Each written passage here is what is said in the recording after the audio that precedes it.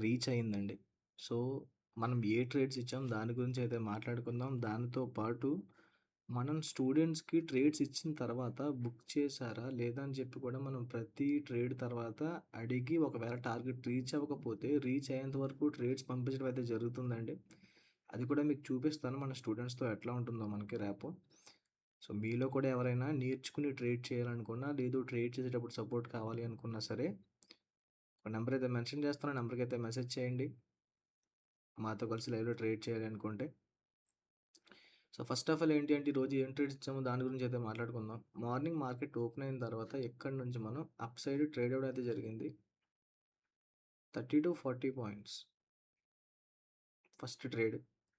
దీని తర్వాత మనం ఈ మూవ్ వదిలేసామండి. యాక్చువల్‌గా ఏంటంటే ఈ మూవ్ మనం చేయాల్సిన మూవ్.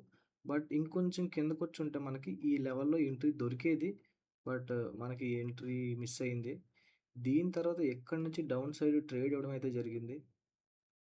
ఈ ట్రేడ్‌లో నియర్లీ 40 పాయింట్స్. 40 పాయింట్స్ అయితే రావడం జరిగింది. ఈ ట్రేడ్ తర్వాత ఇక్కడి నుంచి మన వాళ్ళకి కాల్ సైడ్ ట్రేడ్ ఇవ్వడం జరిగింది. ఇది ఒక ఎస్ఎల్ అయితే హిట్ అయిందండి. 25 పాయింట్స్ ఎస్ఎల్. దీని తర్వాత మళ్ళీ వెంటనే కాల్ సైడ్ వ్యూ ఉందని చెప్పి మళ్ళీ కాల్ సైడ్ ఇవ్వడం జరిగింది. ఆల్మోస్ట్ మనకి 80 పాయింట్స్ అయితే ఈ ట్రేడ్‌లో రావడం అయితే జరిగింది. లాస్ట్ ఎండింగ్‌లో మనం ఎక్కడి నుంచైతే మార్కెట్ అప్ సైడే ఉంది ఇంకా అని చెప్పి ఇవ్వడం జరిగింది. 30 పాయింట్స్ అయితే ఇచ్చింది ఈ ట్రేడ్. సో, ఇచ్చానో లేదో ఒకసారి చూపిస్తాను చూడండి. మార్నింగ్ మార్కెట్ ఓపెన్ అయిన తర్వాత, చూడండి.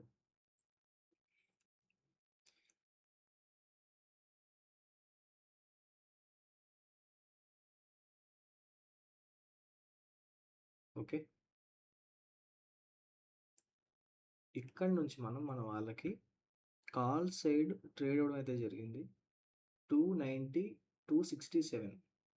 సో, ఈ ట్రేడ్‌లో మంచిగా మన వాళ్ళకి 40 పాయింట్స్ అయితే రావడం అయితే జరిగింది. 40 పాయింట్స్.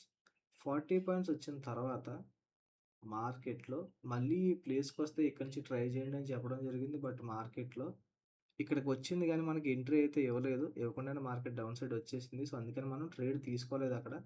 దీని తర్వాత ఇక్కడ చూడండి మార్కెట్ కాల్ సైడ్ వెళ్ళినా సరే, ఈ కాల్ సైడ్ మూవ్‌మెంట్ కూడా తీసుకోలేదు. బట్ ఇక్కడి నుంచి మార్కెట్ డౌన్ సైడ్ వచ్చింది చూసారా? ఇవి అది క్యాప్చర్ చేయడం అయితే జరిగింది. ఈ ట్రేడ్‌లో మన వాళ్ళకి 30 పాయింట్స్. 30 పాయింట్స్ వచ్చిన తర్వాత మన వాళ్ళు కూడా బుక్ చేసుకున్నారండి. బుక్ చేసుకున్న తర్వాత ఇక్కడి నుంచి కాల్ సైడ్ ట్రై చేయండి అని చెప్పి కాల్ సైడ్ ఇవ్వడం జరిగింది. ఓకే. ప్రీమియం చూడండి. ప్రీమియం పంపించాము ఈ క్యాండిల్‌లో. ట్రిగర్ అవ్వలేదు. దాని తర్వాత మళ్ళీ పంపించాం. ట్రిగర్ అయింది. ట్రిగర్ అయిన తర్వాత ఎన్ని పాయింట్స్ ఇచ్చింది? చూడండి. ఎస్ఎల్ అయితే హిట్ అయింది. 10 పాయింట్సో, 20 పాయింట్స్ ఇచ్చి ఎస్ఎల్ అయితే హిట్ అయింది. ఎస్ఎల్ హిట్ అయిన తర్వాత మళ్ళీ ఇక్కడి నుంచే మార్కెట్ అప్ సైడ్ వెళ్ళే ఛాన్స్ ఉంది. మళ్ళీ తీసుకోండి అని చెప్పి ఇవ్వడం జరిగింది. 40 పాయింట్స్, 50 పాయింట్స్, ఆల్మోస్ట్ 80 పాయింట్స్ అయితే ఇవ్వడం జరిగిందండి కాల్ సైడ్ ట్రేడ్. మన వాళ్ళు కూడా బుక్ చేసుకున్నారు.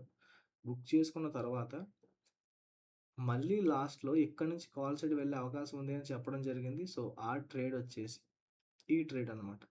సో, ఈరోజు మనం ఇచ్చిన ట్రేడ్స్‌లో ఒక ఎస్ఎల్ అయితే హిట్ అయింది. సో, మిగతా ట్రేడ్స్ అన్నీ టార్గెట్స్ అయితే హిట్ అయినాయి. సో, మన వాళ్ళు కూడా మంచిగా బుక్ చేసుకున్నారు. సో, స్టూడెంట్స్‌తో చూడండి మన స్టూడెంట్స్‌తో ఎలా ఉంటుందంటే ట్రేడ్ చేశారా లేదా? ప్రతిరోజు మనమైతే అడిగి టార్గెట్ రీచ్ అవ్వకపోతే రీచ్ అయ్యేంత వరకు ట్రేడ్స్ ఇవ్వడం అయితే జరుగుతుందండి. సో, మీలో ఎవరైనా ఇంట్రెస్ట్ ఉంటే ఒక నంబర్ అయితే మెన్షన్ చేస్తాను. మెసేజ్ చేయండి. Thank you. Trade with me. Bye.